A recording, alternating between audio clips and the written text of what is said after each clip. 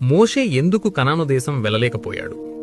దేవుడు ఎందుకు మోషే నువ్వు కనాను దేశంలో అడుగు పెట్టవు అని అన్నాడు? సంఖ్యాకాండము 20వ అధ్యాయము 1వ వచనంలో ఇశ్రాయేలు ప్రజలు సీను అరణ్యమునకు వచ్చినప్పుడు వారికి నీళ్లు లేకపోయినందున వారు మోషే అహరోనులకు విరోధముగా వాదించిరి.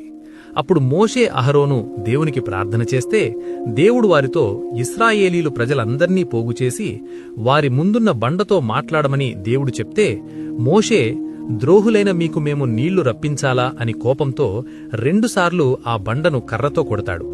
అయితే దేవుడు వారికి ఛాయారూపముగా చూపించిన ఆ బండ ఎవరో చూడండి. కొరింథీయులకు రాసిన మొదటి పత్రిక 10వ అధ్యాయం 4వ వచనంలో ఆ బండ క్రీస్తు అని చెప్పబడింది.